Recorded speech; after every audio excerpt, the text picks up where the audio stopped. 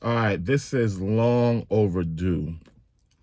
Um, we're gonna talk about the trucking game, and I did a trucking video months back, and there's a lot of comments about about my trucking video, and a lot of like, what? I don't understand. What?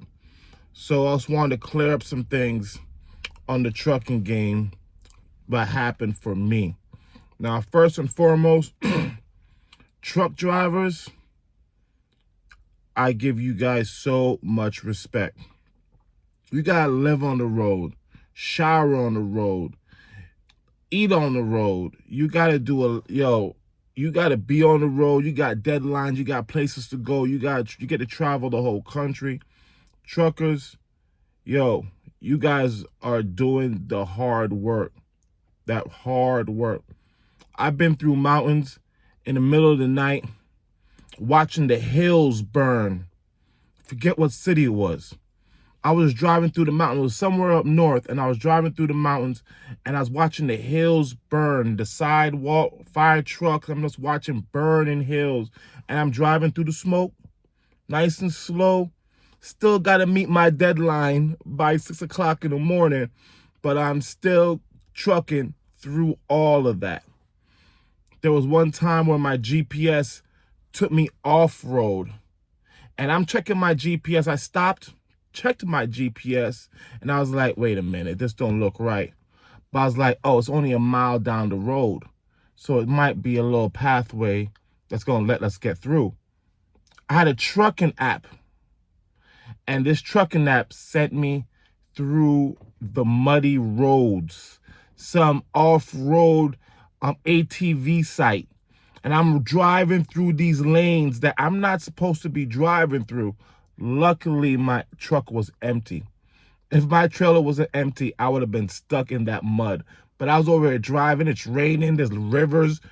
Yo, I'm telling you, trucking is hard, especially if you're first time going into it. First time going on the road, they're not going to tell you nothing. You got to go out there and figure out where the turn is, where you can drive, where you can't drive, because there's no U-turns for truckers. You got to make one decision and make that right, you know? So, from my experience being in the trucking industry, it was hard. It was hard. It was beautiful at sometimes, and it was just anxiety and stressful other times. There was more beauty than anxiety, but when the anxiety came, it was rough. I'm not a driver. I don't like driving. You can ask my wife. When we go on long trips, I prefer not to take that drive. You know, I fall asleep. I want to take breaks. I want to chill. I got to use the bathroom. I got to pee. All that stuff happens. You know what I mean? So I hate long distance driving. And what changed me is being a trucker, because when I started being a trucker, I was able to pull those 11-hour trips, those 8-hour trips straight, and then finishing up with the rest of my hours. You know what I mean?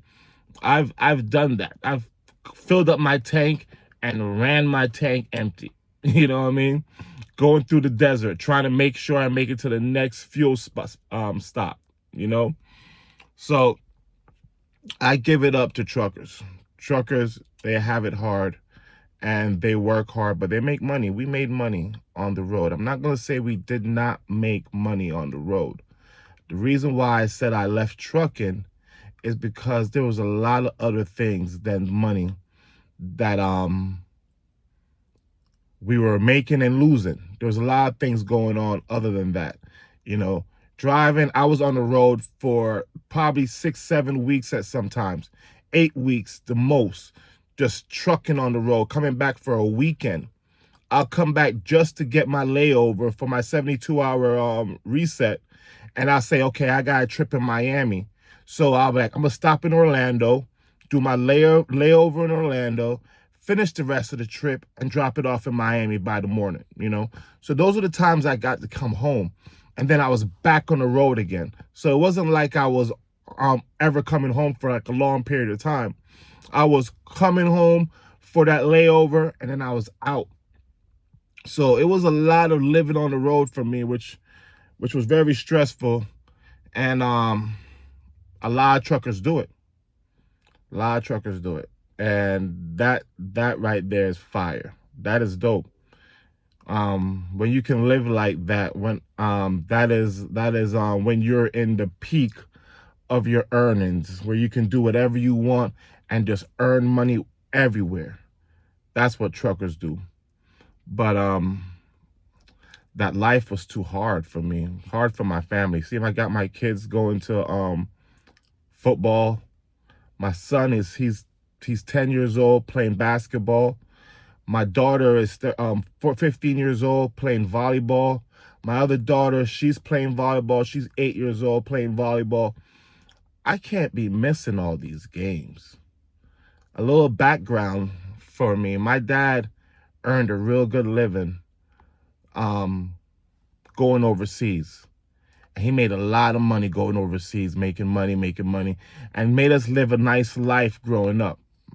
I said we weren't rich, but we were comfortable, you know. And the only thing that I was always saying is like, I wish I spent more time with my dad, because when we did have, the memories that me and my dad had was really good times, right? But that's the only memories that I had, right?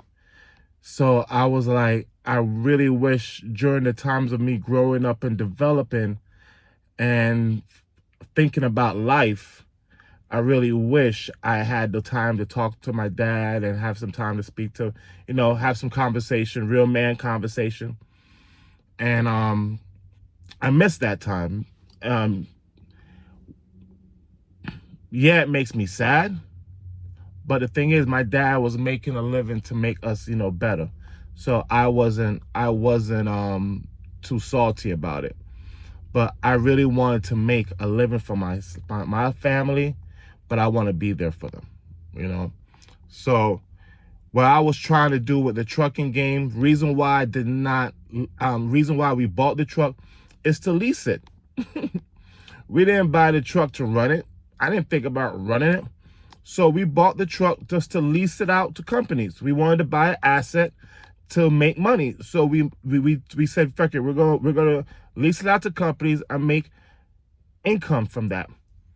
Yeah, the expenses was a lot, but we figured we can make the cost back with the revenue coming from the truck. The problem with leasing it is we also had to get our own driver for that authority for them to get it. So we had to get a driver for them so we can run our truck under his authority. And it was good. One of the drivers got pulled over and had drugs on them. So we had to get my truck towed back. All this costs money. We had to fire a driver. Another driver didn't have 2 years. It was hard to find drivers that had over 2 years and had a good driving experience, driving record, so that we can put them under the insurance, because the insurance is what was holding everything back. That's another thing, So leasing it was a good idea at the beginning, but it wasn't thought through with all the holdups and what was going to happen if we didn't do everything right. And things never happened right. Tires were blowing out. The driver wasn't driving properly and blowing out things, and just causing issues. So the maintenance just started to add up, and I was like, bump it. We have to save this truck. Let me go get my CDL. I was already a personal trainer. I wasn't trying to drive a truck. So I said, let me get my CDL and let me jump into this truck and ride it out. Now, I did it, and it was too much for me. I couldn't do it. Anyway, the story about that. The main thing that I was trying to tell people about why we weren't making the money about the loads is when you have a new authority, if your authority is very young, you're not authorized to get some loads. You're not authorized to deal with some brokers. So you have to work with whatever brokers are out there, like Convoy, and who else is out there that was really easy that we got broker? What's that one? We use them all the time though. But it was Convoy and another one. Convoy will even let us rent trailers, because we had a freezer trailer which wasn't getting a lot of loads because our authority was very young. So we rented trailers from Convoy and had it for like a couple of days, and booked other loads, dry loads, with Convoy. But we made a lot of money with the freezer loads when we were starting to be, after like 3 months, we were able to mess with some other brokers. And after like 6 months, we were able to mess with the bigger brokers. And I can't remember the bigger brokers now. Golly.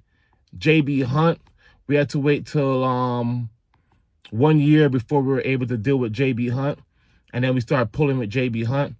So, I mean, there was a lot of different steps that you have to take before you can make that big money. And we were thinking that we were going to jump into that big money right away, and that wasn't the case. So yeah, we made a mistake. I've made a flaw, and I stick by it. You know, we still have our truck, so the truck is still sitting there, and we were going to lease it out, but I said I don't want to deal with it, leasing it out with anybody right now.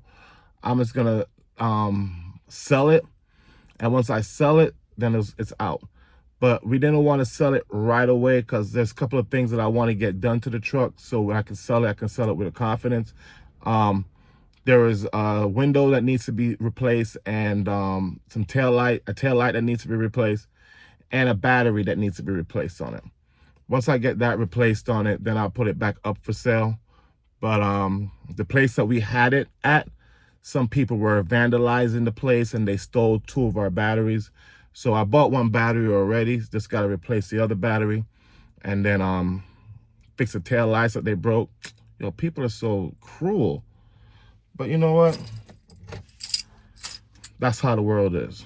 But anyway, I hope this kind of gives you a little understanding that the trucking game is beautiful. It's a great game. But you gotta have the guts to stick with it. You gotta have the guts to rough it out. I went in there. I went into the trucking game and thinking that I had enough money, but I went to take out loans. I was taking out loans, so I had a lot of money in loans. You know what I mean? There's 30 grand just sitting there to waste on maintenance. And I'm thinking I could use that for different, endeavors. But it was going and going and going, and it was done. And then we still weren't making enough money to pay the loans back, and pay the truck, and pay the insurance, and it was too much, bro. So that's why we got out of it. And started working for another company, for another authority. But I was tired of being on the road. You know what I mean? You feel me? All right, yo. Leave your comments. Let me know what you feel about it, yo, bro. I mean, I know I messed up, but that's what happens. You live and you learn. You know what I mean? And yes, we are the people that messed up the trucking game. Everybody wanted to buy a truck and then had to sell a truck, and the rates were just freaking lowering. Yo, we came in at the wrong time, and I knew that we came in at the wrong time the second day we came in. The next day we came in, I was like looking for loads. I was like, wait a minute, this might not be what I want to do. But you have to have your authority to get the load boards and all that crap. Your MC number or whatever. Anyway, this video is done. I'll catch you in the next one. Peace.